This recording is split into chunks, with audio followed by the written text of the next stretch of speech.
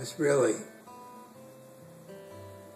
surprised at how wonderful it turned out to be right away. Normally, I don't have a lot of interest in very young people.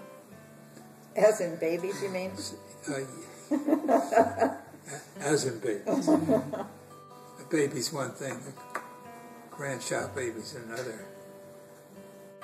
Being an only child, I was struck by how different they all were. And I loved that part of it. You know, it's like a discovery all the time. Talk about major attachments. Because there's no step-parenting or step-grandparenting going on. They're all our grandchildren. Yeah, right.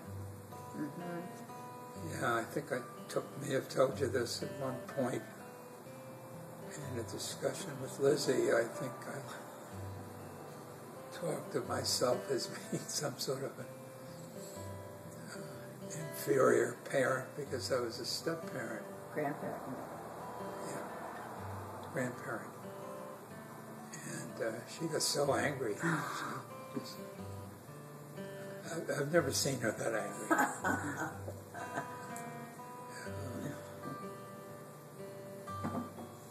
Made me very happy to see her that angry.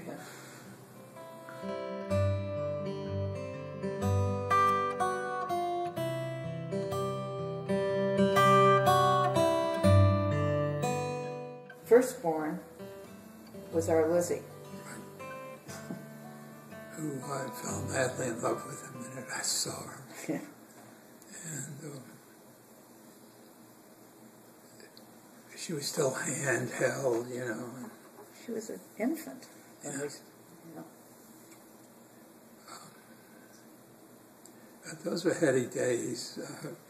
Her dad, Peter, was going to Bryn Mawr to get a master's, right?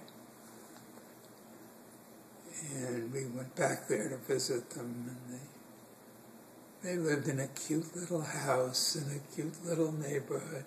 No. Well, except when for she that. was born, they lived in that big house Yeah. that some professor gave them out in Bryn Mawr. Right. Wayne, Pennsylvania, wasn't it? And it was this mansion house, and they had a music room with 2 pianos in it. That Peter and I were doing double piano. Yeah. And you and I were taking a lot of care of Lizzie because Ann had had a C-section, and she was pretty exhausted, and we were... In heaven. Yeah, it was divine. I remember going shopping with her one day, and from the way she responded to the whole experience, I thought her interest in clothes and fashion must have been inherited. We remember the scene. We would go to a department store. It was in Macy's. Just looking around, you know, the children's things.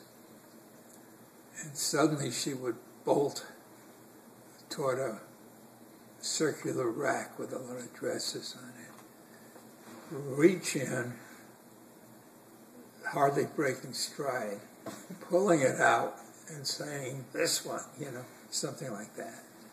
And it was right, too. And she was Yeah. right. She was right. Lizzie, from the beginning, Talk a little louder now. was doing a monthly inventory of Jones jewelry. Yeah. Deciding what she wanted. That's when she was a little kid, for God's sake. She named this as hers. She had a great sense of what looked good on her. She was, when her family lived in Sacramento, we used to visit them. We'd find the kids, 2 sisters and sometimes some other kids, playing in the street alongside their house. And I came up one day and she was wearing this adorable black velvet hat, you know, cocked at an angle. And, oh, Jesus, she was so cute. That wasn't fair. She was so cute. And it kept falling off, and she'd put it back on again, you know. We went to musical theater with her. We took her, remember, early on, we took her to Les Mis, and I thought she was going to fall right off the balcony. So she was did so I. excited. Front row, mezzanine in her balcony, I don't know. And I was She's trying to calculate how far she'd fall. Because she was so excited. Yeah. And the P.S. to that is that she has a spectacular singing voice. Really, she and her dad make music every Monday night. Wow. And they're recording, and, I mean, this woman can sing. And Yeah, we went it's through great. quite a lot. She went through quite a lot in high school that we tracked very carefully with all those losses. And Yeah, she had an incredible amount of losses in her personal life. I don't remember all the details, but I know a couple of kids were hit by a car while they were on the sidewalk. And she had 5 friends die between high school and college. I mean, it's just been one trauma after another, including one really terrible loss in this last year of one of her very, very closest male friends who suicided. And we just have made every effort to just be there as much as we could for her through that.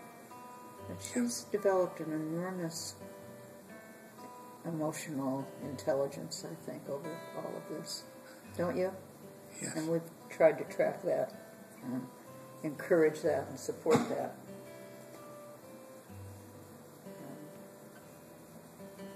And she lived with us. You want to talk about that? She lived with us Oh, yeah. for a time. I thought you were going to talk about the summer that she went to Camp Keto and lived with us in Emeryville. And we made the dining room a little room for her. Her bed was there, and it had a little sign. Yeah. It says Liz's quarters. Yeah. And she stayed with us for a month that summer. She was 5. 5. Uh-huh. She was 5. And she would go home weekends, but she stayed with us, and we had a wonderful time with her, bringing it into a more contemporaneous context. She lived with us when she first moved to Berkeley, before she got her place. A couple of years ago, after college. Sure. And she lived with us for a whole summer, for 2 or 3 months.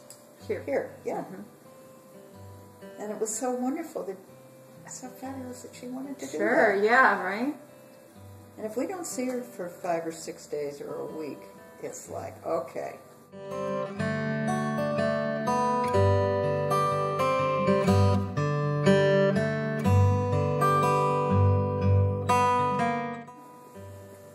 Your first biological grandchild was born in there, and that was quite an event for you.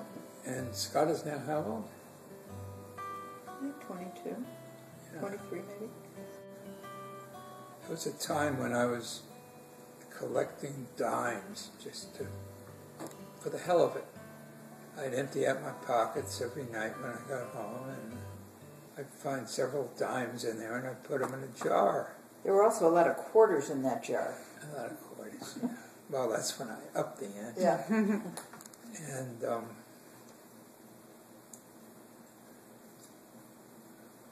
one day when Scott was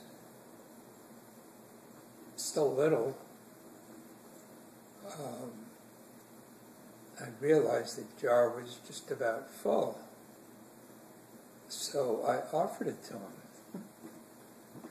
not having any idea how much money was in that jar. Turned out there were more quarters in there than I thought. I almost had a heart attack. I didn't really. But Did you go to the bank with it? I could have. Oh, he did.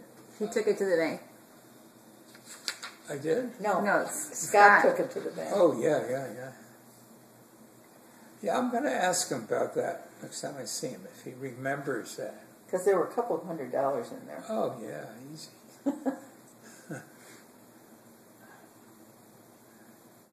Who knows? Maybe I got him started on in a life of commerce. Well, that's what he's interested in. I think Scott was the first of the grandkids to take work really seriously. Jonah and I were really disappointed when his mother and dad moved to the country with him. And somebody lives 2.5 hours away, you don't get to see them very much. And I'm sorry about that.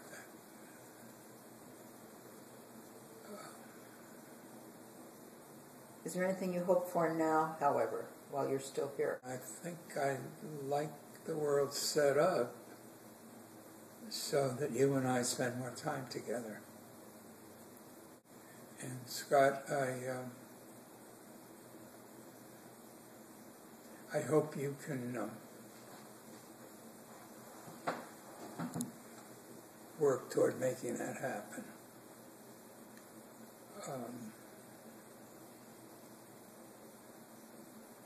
I'll do everything I can do to get you down here. Short of kidnapping. Because he ain't a kid no more.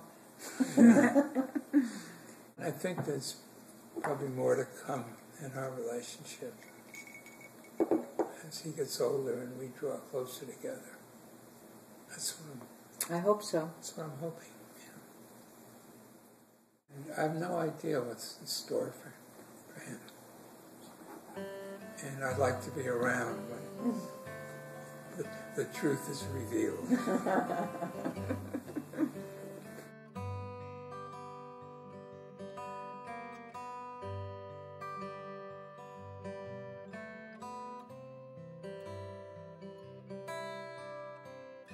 We were there when Andre was born.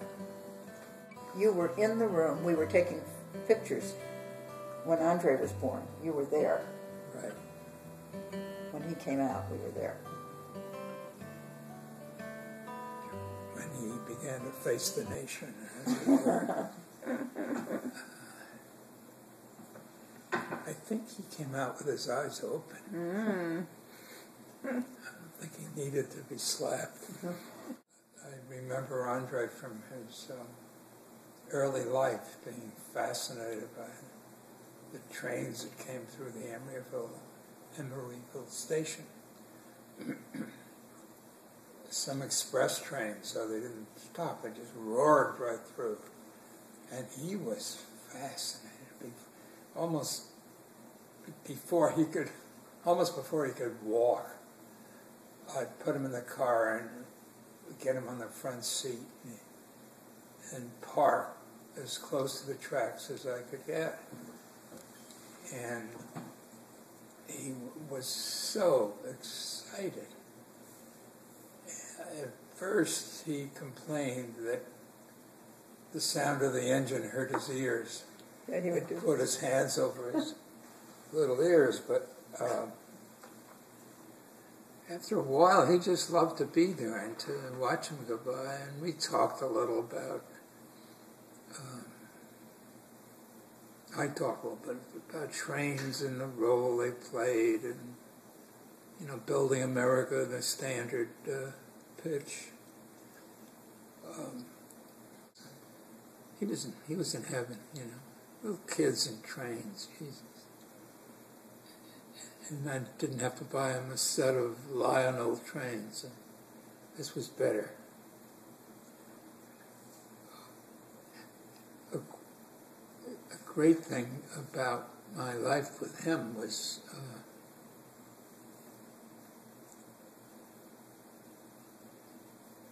recognizing every so often how similar my experiences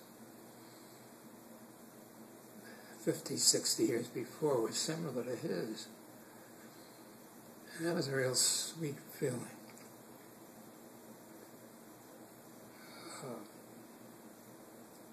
Andre had a period where he wanted to be dangerous. When he was 4. He had a Zorro cape, I guess it was, that he wore very well, to the Cape Born, and a little fake sword that lit up. And I remember, I think it made all of us nervous, because he got so excited the damn thing was just plastic, but I thought, my God, he could drive it right through me. But he didn't. He was quick.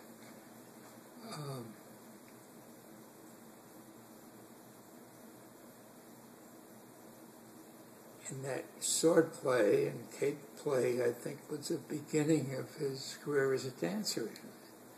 Although nobody knew it at the time. We knew he loved to twirl around, but he always had so much freedom and joy when he was dancing.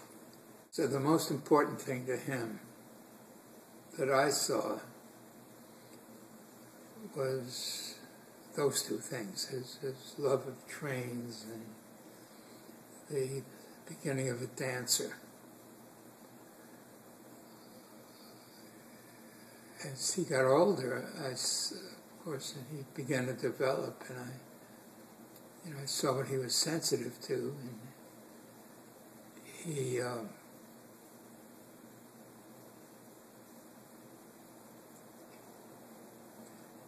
even as a very young boy, he was incredibly sensitive to what was going on.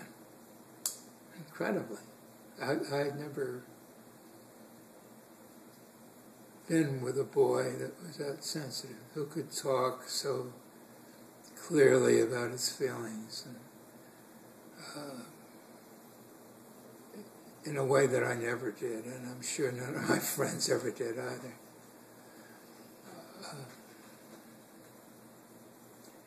And he liked sharing. He really put us on a pedestal that I wasn't sure at the time that I deserved, But I'm sure I remember how pleased I was, that he held me in such high regard. When he got hooked emotionally, he was he shared himself in a way I've never seen a kid, especially a boy, do before.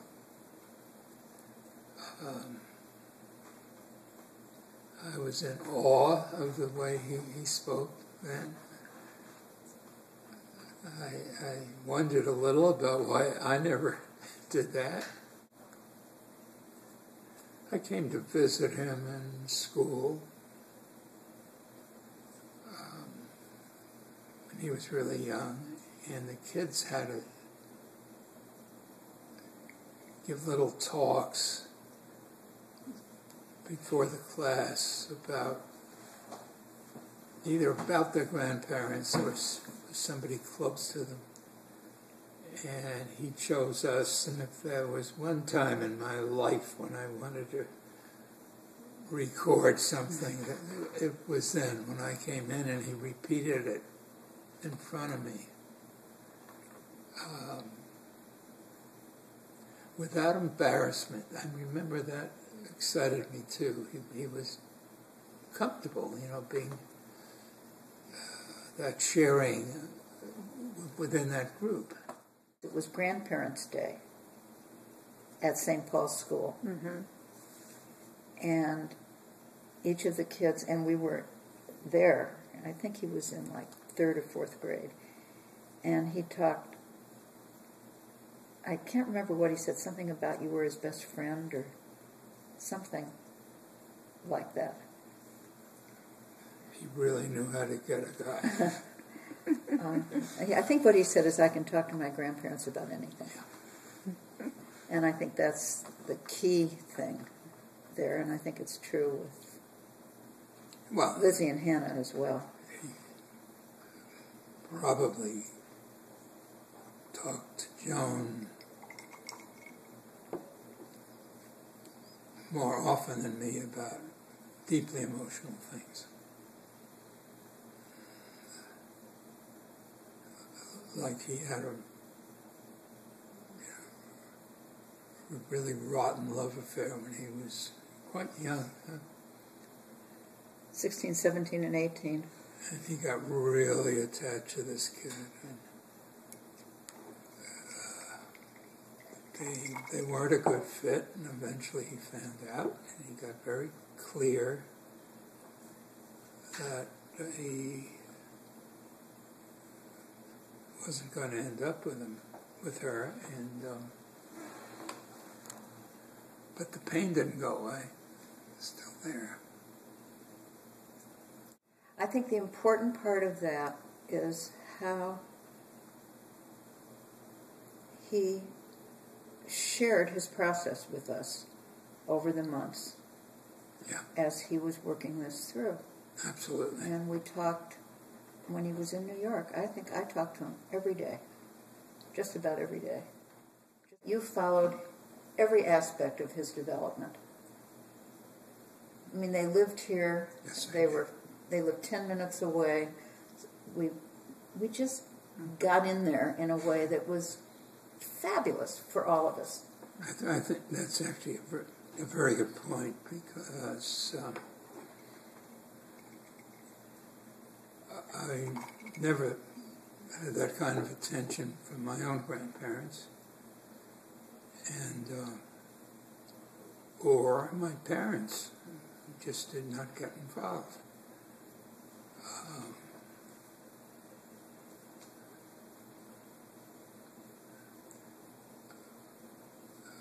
I don't know what my dad would say if he were here and I asked him how come that happened.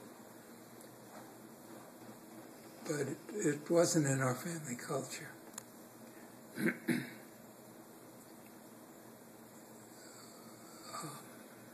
So I guess my family culture sort of re-educated you. Yeah, absolutely. If anything, in my family, there was almost at the edge of intrusive involvement, not with my parents so much, but with my grandmother. I mean, just everybody, they were right there. My grandparents were right there for me. And it just never occurred to me I wouldn't, because I fell in love with these kids, one after the other, and so did you. Yeah.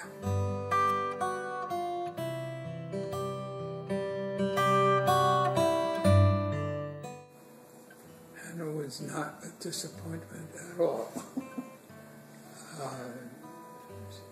I think she was smaller than Lizzie when she was born. And you remember racing up to Sacramento right after she was born?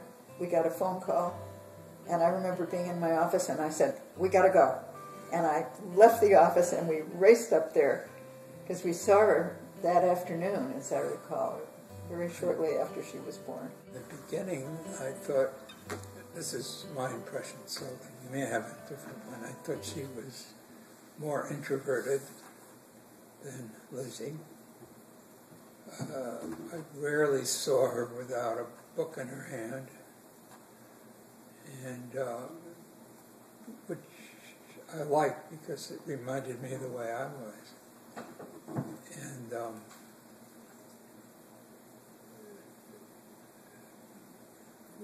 then she'd get tired of reading, and she'd join the group, I guess. I don't remember that part. But I thought she was going to be very quiet and introverted, and Jesus, and she's college age, and she's a latent activist. And, we saw her at a conference. I don't remember what. We took her to a conference about. It was the Progressive Jewish Alliance. Right. And she heard a presentation,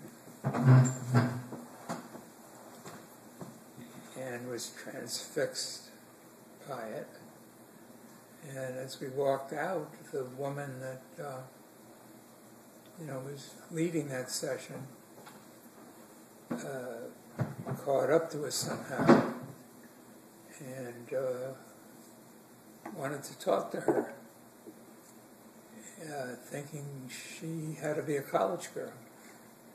But she wasn't. She was a sophomore in high school. Yeah. And she always asked very incisive questions, right to the heart of things. I think that we were enchanted with her brilliance. Yeah. Everybody. I mean, she really has a stunning intelligence. Yeah. Which kind of went to sleep during high school when she got very social. Yeah. But it's been reawakened.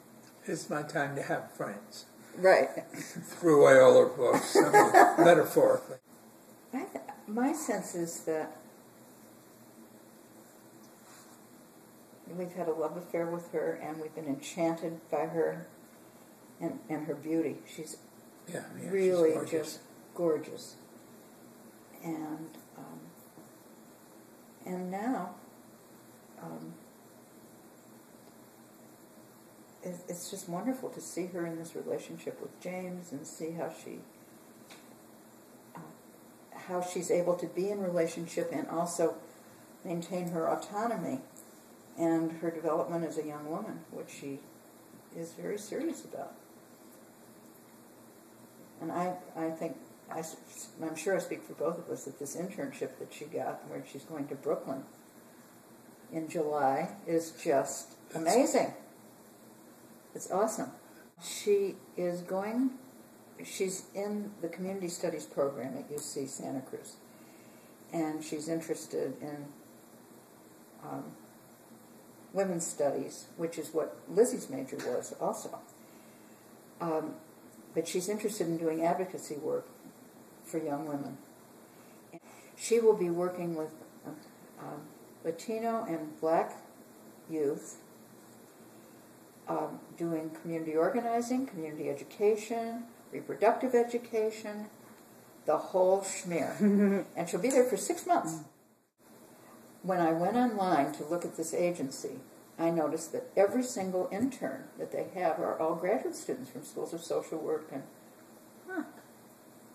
not her, but she did that entirely on her own.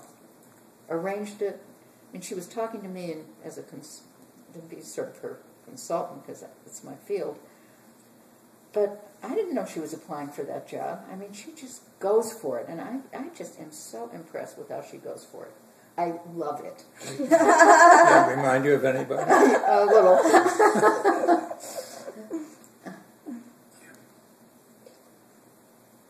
Yeah.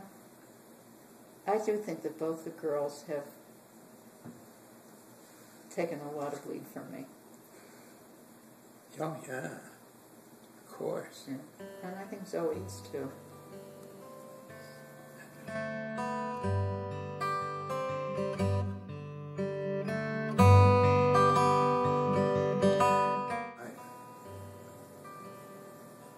Adore Zoe. She's a spirit, you just... You walk into the room and it just lights up. At least it lights up for me. And, a born performer, a born comedian, loves to be on stage. And I don't know what's going to happen to her. Maybe she'll get interested in scholarship. Well, she's doing great. She's doing well. We'll talk about her summers here with us, because this will be her 3rd summer with us. Mm-hmm. Yeah. Staying here, living with us. Well, her summers with us are a blessing, you know. We talk a lot. There's a lot of conversation. That counts, yeah. We sometimes watch movies, sometimes Julia comes over and they play. They hang out together. They're very close. the cousins. Yeah, it's one thing about this family I love, how close the cousins are. In my family, the cousins had as little to do with each other as possible. And it's meant a lot to you, I think, to have her living with us for the past 2 summers and coming this summer. Yeah, she's coming again. Yeah. That's what I'm really looking forward to that.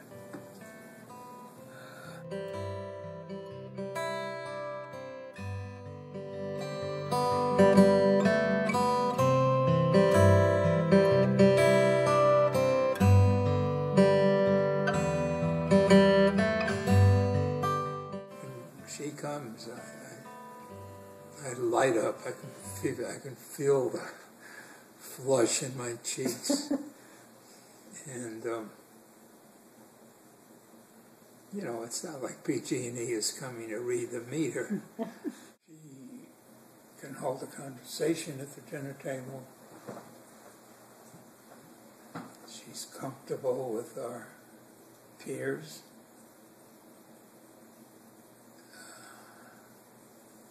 All of which I love to see in her.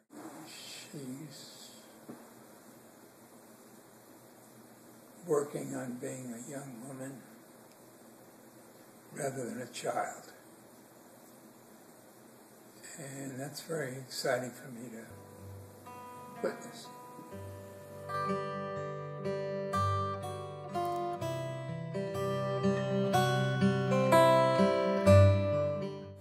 He had a cochlear implant and he's doing beautifully. And he's doing so well that I was thinking at some point, but as my hearing got worse, maybe I should try that. Yeah. But I didn't qualify. Yeah, he's doing great. We talk more and more now. We're both hoping that he'll come out here before we're too old to take care of him. He's not ready yet to come on his own. Yeah, he's got a standing invitation to come out here.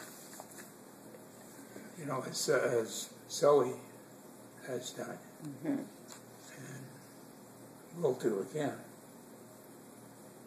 And I hope that happens soon. You hear that, Max?